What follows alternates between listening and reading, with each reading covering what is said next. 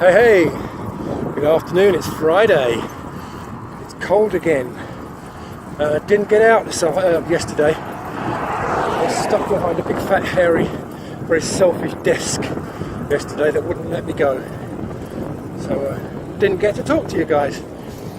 Just a couple of quick things today, because I know now from the messages I've got and from the lovely compliments from people in classes as well, that at least 3 people are actually watching this rubbish.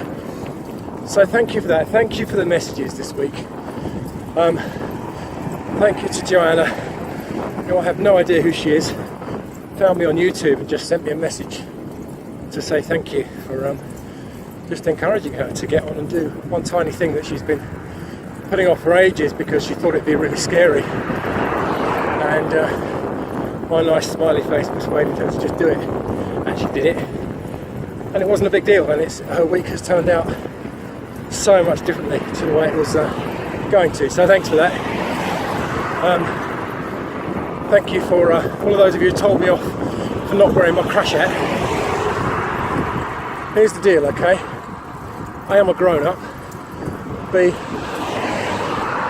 I do wear my crash hat when I'm out on the road, as now. I tend to prefer not to when I'm just out on the cycle paths and the roadways and footpaths.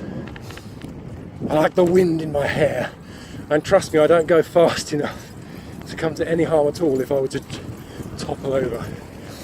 The most danger I face is getting trampled by a rabid tortoise, I think. But anyway, quick message. After that, what was supposed to be a quick message turned out to be a long one.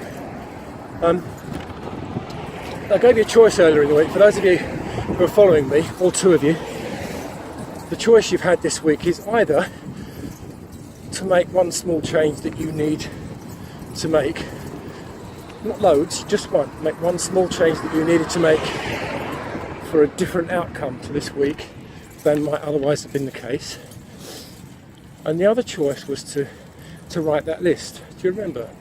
Write that list of all the things that you say are beyond your control, but that are stopping you making progress.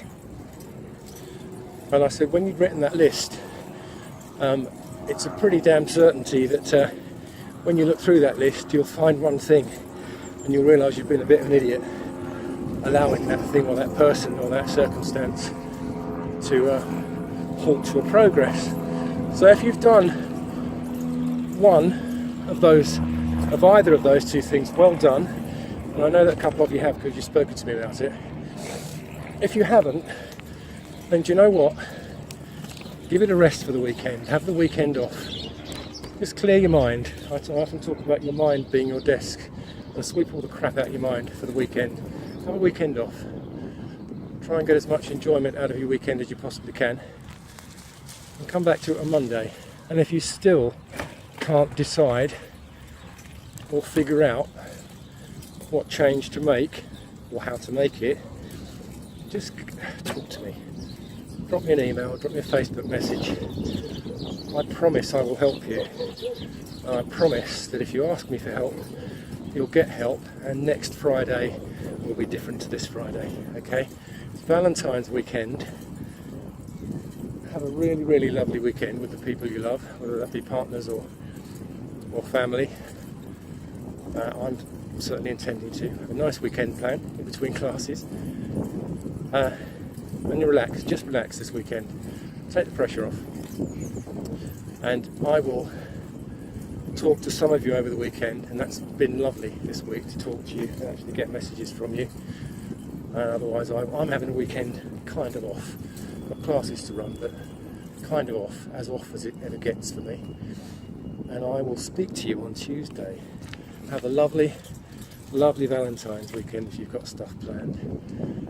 If your partner completely fluffs it up, don't worry about it, just relax. Alright, have a great weekend. I'll talk to you guys next week. Alright, this is the Lairy Biker signing off for the weekend.